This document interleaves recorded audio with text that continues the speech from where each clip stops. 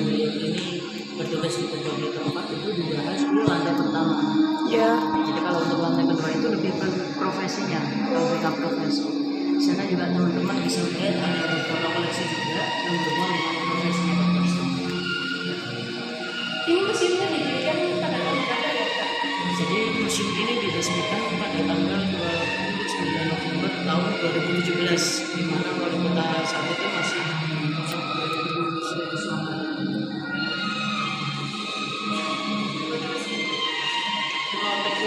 Iya.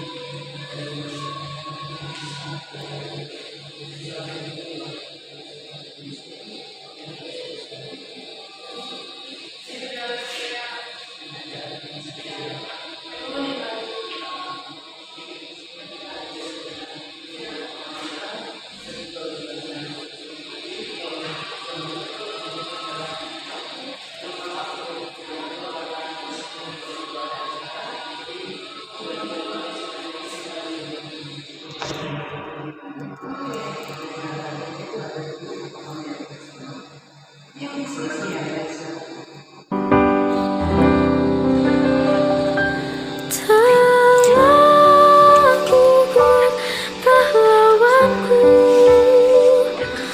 tunai sudah janji bakti. Gugur satu, tunggu seribu, tanah air jaya sakti.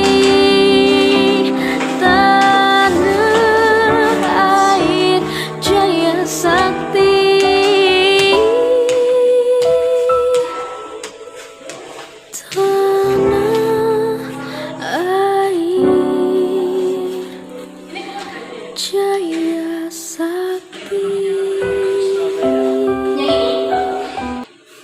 Jadi kan di sini waktu tulisnya di ruang tamu, salah satu museum itu masih ada ternyata ada di sana. Oh, yang itu ya? Nah, jadi kondisinya itu sudah direstorasi atau sudah direnovasi. Mungkin nanti bisa disamakan dengan itu yang ada di sini. Kalau yang itu baru. Ini pelengkap aja. Itu pelengkap. Jadi kalau pengunjung yang siapa ya bisa istirahat dulu duduk di sini. Iya. Keren banget dong. Kelas 12 semua ya. Iya, Ibu kalau pelipau itu kan ada masih digunakan. Jadi kalau untuk pernah digunakan untuk kelas karawita. Jadi saat pandemi itu sudah cukup berulang selama 2 tahun. Kalau untuk sekarang ini hanya kalau dibutuhkan aja. Nah, memang latihan itu kan ada di Balai Pemuda. Latihan tersebut. Apabila di Balai Pemuda itu jadwalnya penuh, itu bisa geser ke sini gunakan alat. Jadi itu masih digunakan masih. Itu termasuk penjara.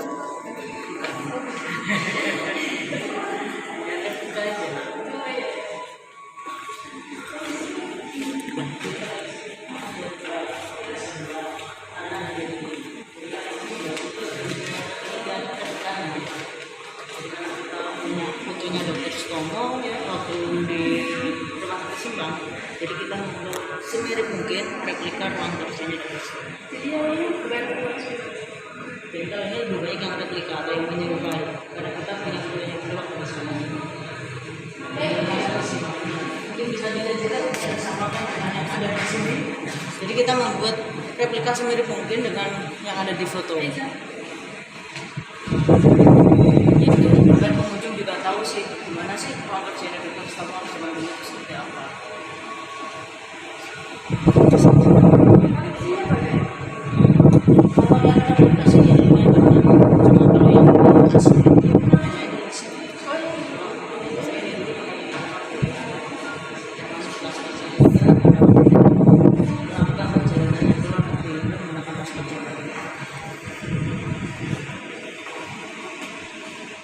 Di sini ada berapa item? Kurang lebih 300-an.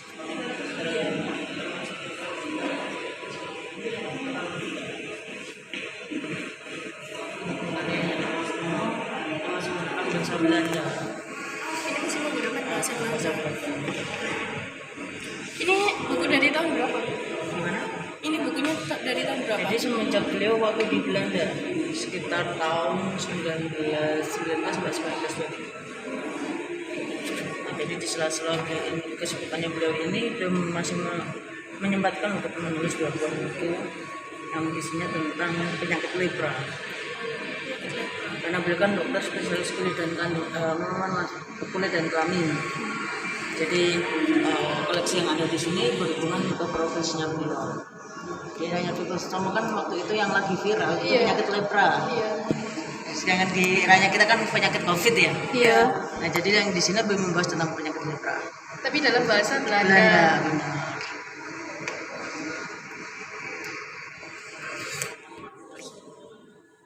Kalau ini buat apa ya? Jadi ini alat kateter zaman dulu. Nah, jadi ini digunakan untuk membantu pasien laki-laki untuk memperlancar saluran kencingnya. Jadi kita beruntung ya hidup di era serba modern. Kateter sekarang kan sudah bentuknya sudah kecil-kecil. Zaman dulu masih segede ini kateternya. Apalagi botol infusnya juga masih terbuat dari kaca ya. Segede itu botol infus ya. Kalau sekarang kecil-kecil Iya, ya. benar. Jadi dulu itu masih dipakai berulang kali, bisa dipakai berulang kali. Kalau sekarang kan sudah Sekali pakai. terbuat dari plastik dan sekali pakai, benar. Iya. Kalau dulu itu masih segede itu dan masih terbuat kaca. Jadi kalau untuk menggunakannya harus disterilkan dulu. Kalau yang itu, Jadi itu botol caranya yang menyerupai aja, bukan asli. yang menyerupai. Jadi itu untuk menaruh seperti alkohol, rifanol, cairan-cairan ditaruh seperti itu di botol seperti itu. Loh, tapi emang sebesar itu Bu dulu? Iya benar. Jadi memang alat-alat medis zaman dulu memang gede-gede. Ini contohnya tadi ya seperti botol infus dan juga kateter ini. Alat kateter zaman dulu. Iya. Besar-besar semua ya. Pengunjung yang kesini kalau melihat ini mesti aduh ngilu duluan. Iya. Kayaknya nih Bu. Ini mikroskop. Mikroskop zaman dulu. Kalau dulu kan memang sudah tergolong canggih ya. Iya. Zaman dulu sudah ada mikroskop buat melihat mikroba kan. Ini air kencing juga ditaruh sini. Bisa juga. Akan melihat si kuman-kuman yang ada di kandungan. Nah, kalau untuk pasien perempuannya itu diperiksa melalui kursi ini. Di situ. Jadi orang pengunjung ke sini itu mengiranya bahwa dokter stoma itu adalah dokter kandungan. Karena memang hampir sama dengan kursi periksanya itu hampir sama dengan dokter kandungan. Iya. Prinsip kerjanya bersama memang karena itu posisi kakinya kaki perempuan itu ditaruh di stainless itu. Jadi seperti posisinya seperti mengangkang. Oh iya. Dan di situ ada bawahnya, di situ bawahnya ada laci. Jadi fungsinya untuk menampung cairan-cairan pada waktu pengobatan. Kalau zona pertama itu isinya apa? Jadi kalau zona pertama memang lebih ke biografinya dan juga profesinya dokter stoma. Kalau untuk di zona kedua itu lebih ke pergerakan. Jadi mulai beliau mendirikan organisasi apa aja dan juga proses pembangunan gedung nasional itu ada di zona kedua. Ada zona ketiga. Zona ketiganya makamnya beliau. Habis ini bisa ke makam? Bisa. Tapi mohon maaf kalau untuk yang sedang berhalangan tidak bisa ke makamnya. Tidak ada. Enggak ada. Alhamdulillahnya.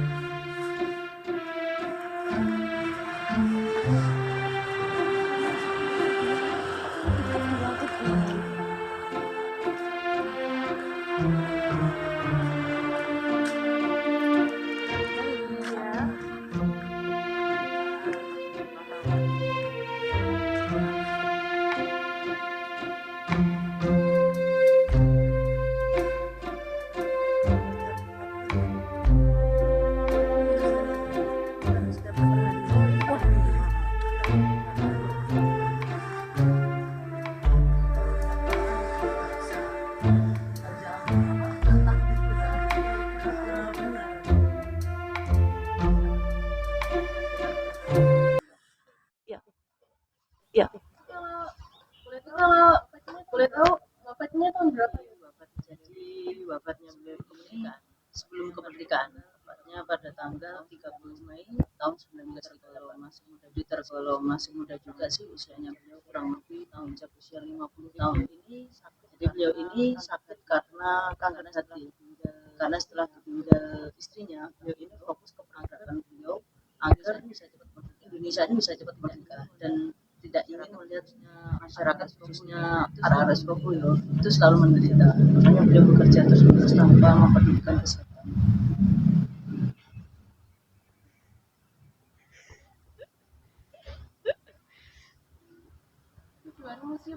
Tujuan museum ini dibangun.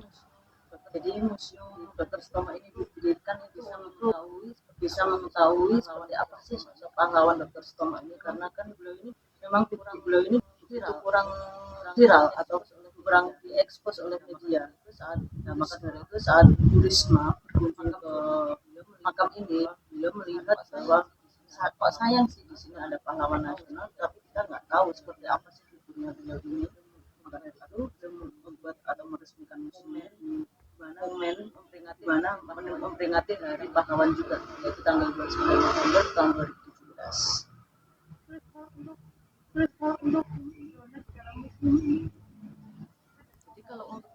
Jadi kalau untuk museum Dr. Sutomo itu ada 3 zona. Jadi kalau untuk zona pertama itu zona museumnya sendiri itu lebih membahas ke biografinya Dr. Sutomo. Jadi mulai Dr. Sutomo lahir sampai beliau bertugas di berbagai tempat itu dibahas di zona pertama.